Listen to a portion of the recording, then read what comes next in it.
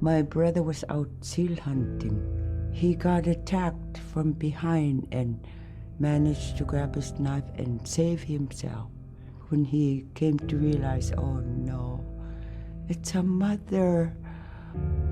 We've always known traditionally that we avoid killing a mother. It's always been sacred to us to protect them. He had to present himself to the council, and so he was given the job to mother the baby, and we kept it. It got so big it went over the barricade one day and got to the dog food, and that was an indication that, brother better go teach it how to survive on its own. So he did. I really got attached to the bear because I more or less grew up with it. And some days when brother took him walking, once in a great while he'd put me on the bear and I would ride on it like a horse. I was just happiest little girl in the world.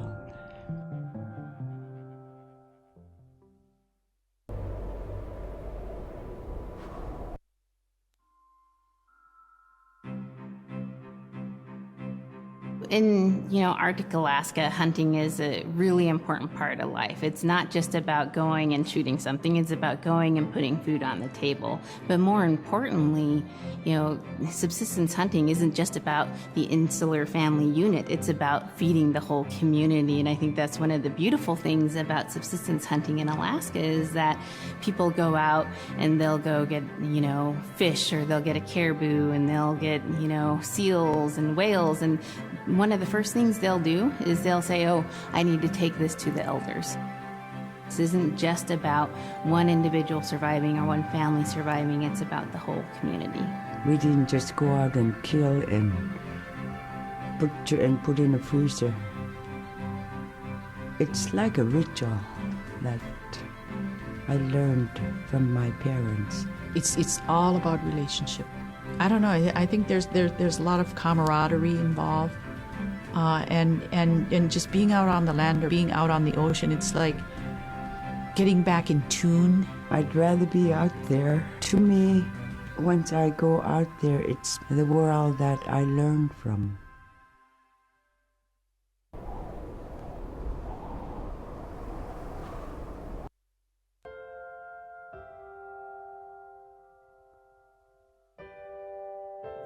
Now we spend all our time out in nature.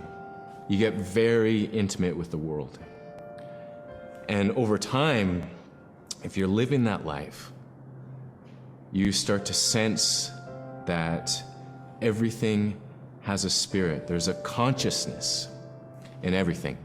Everything is alive. If everything is alive, then we want to respect it. And if we're going to use it, we want to use it respectfully. What I try to tell my nephews and nieces, you love to hunt, you have to take care of the animals that you catch, preparing the food and eating the food that you catch. Water provides you. The ice brings you life. It provides all those things that you need to be a part of your life. That was something I grew up with. I grew up respecting the animals. I grew up respecting the land. And that, to me, that is why we as Inupiaq, as an Inupiaq culture, as an Inupiaq people, is why we're so successful.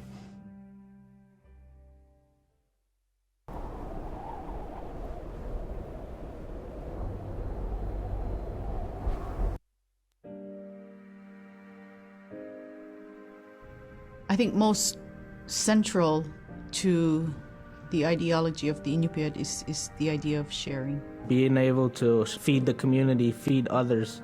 That's why we hunt. In the old days, that's what you needed to survive, The sharing is important because it's how the community survives together collectively. We just give. That's how I grew up. That's the way I'm always going to be. Because of who we are, we always think about other people first.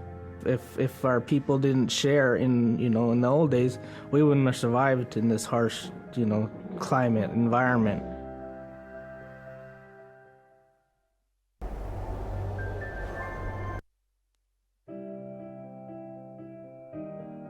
Big Timid, Little Timid, and King Island. And in those three islands are the stepping stones to get to America. So King Island is this absolutely beautiful place off the coast of Alaska. And if you can imagine being on this really kind of rocky island that kind of shoots up from the water to these cliffs, and then all of a sudden you see these stilts, and then you look up and there are these houses. They were built on the cliff up high because of the ice. Being an island in the Bering Sea, you have ice that's being pushed by the winds onto the island. So it's going to pile up 50, 60 feet high.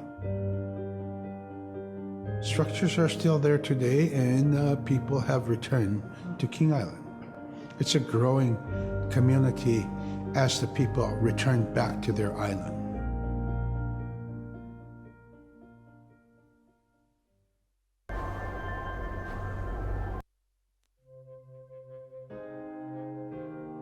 When I was young, my mom, whenever the Northern Lights came out, she'd just whistle. Boy, they come alive. Just keep whistling and that aurora will, just like, you can almost hear it.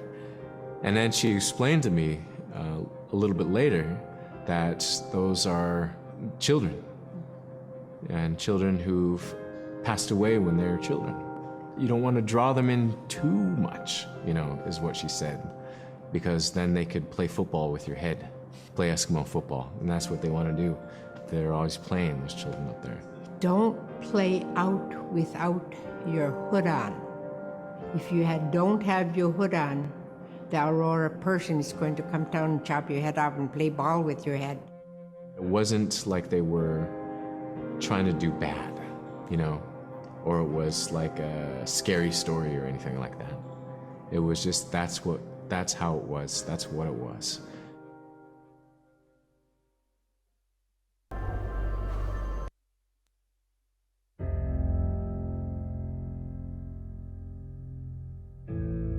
In the month of November, there's no sun. So during that dark time, we travel by the light of the moon. It's quite different. Everything was silver and black. Toward the horizon, we could see where caribou are because their body heat flowing upward, and we could see it glowing in the moonlight against a dark horizon where there's no stars. If somebody yelled, you could know who yelled from where the sound came from, but specifically where that cloud of their breath went up and it glowed in the moonlight. So that was a good time to travel. It was very surrealistic. And so things that were dark objects look very close, and white objects look very far.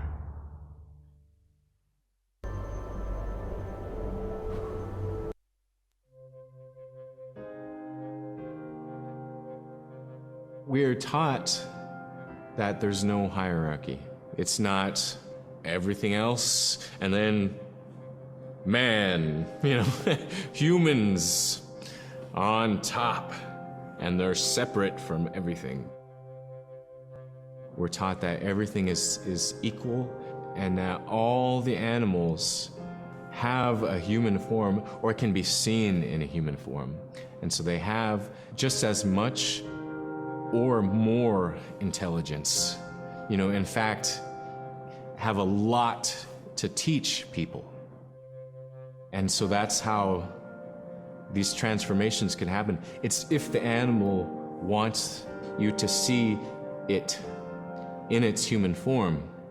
There's a story where a man comes up to an ice hole, and then realizes there's another man in his parka that's got stuck in the net, and is just stuck like that. Oh, can you let me out?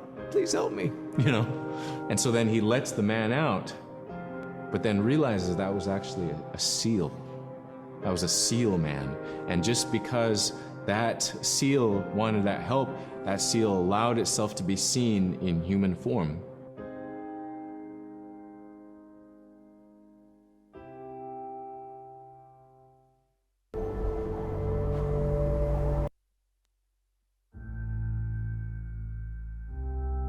We have our Dimi, the body, which returns to Nuna, the earth. And we have Atik, who is our name that has been passed down to us over the generations. The spirit of our Atik lives on so long as man remembers that name. It would be hard to describe what happens after death.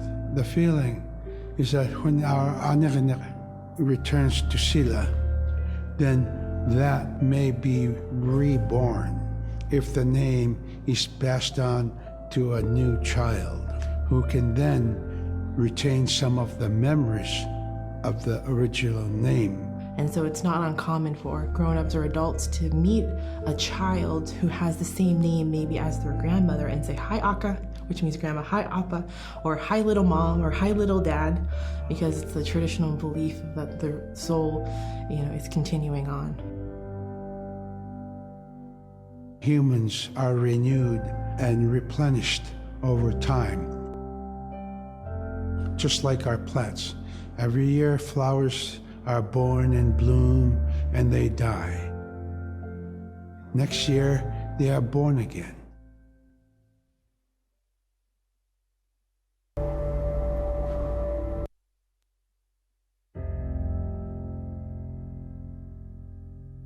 So a recurring type of character in Inupiaq stories is the manslayer. And the manslayer is kind of this bad guy. And I think really what's at risk when the manslayer comes into story is the livelihood of individuals and the whole community. And so the manslayer is really used as a way to say, don't act only for yourself, always hold the community in your heart.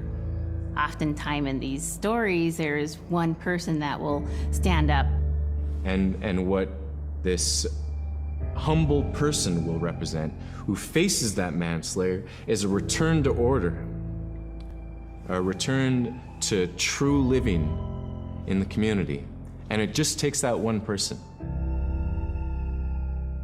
It could just be that one person that can help to change everything. Because everyone wants to live a good life. Everyone wants to have a good community.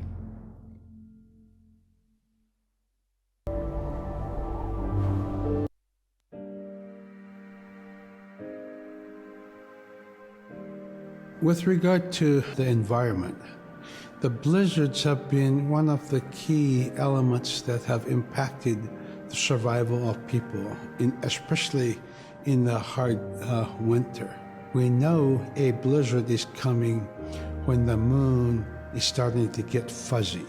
We also look at the stars.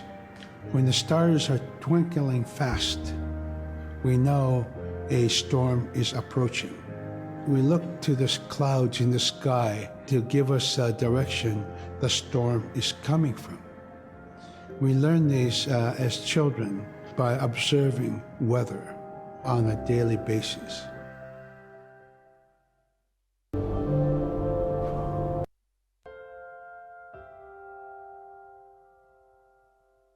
With the story of Kunuk Sayuka, told by Robert Cleveland, it's just a masterwork. It's a well-known story among the Inupiaq people, and in our case, of producing a video game that really reflects indigenous heritage. It captures the imagination, and it's something that you have a very specific kind of task to do.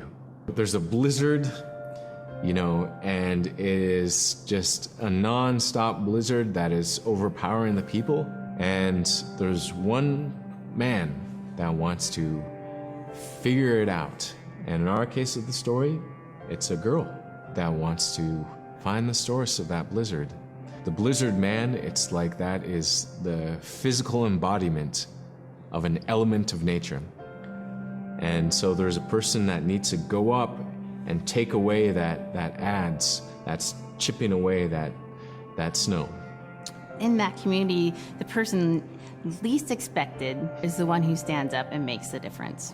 Humility is something that we value, and where that comes from is the idea that you are not the biggest thing in the world. And when you live in an extreme environment like where the Inuit reside, you're at the whim of the environment, of the climate, of the animals. You can be as prepared as you can, by learning from your elders, but you're not the biggest force in the world.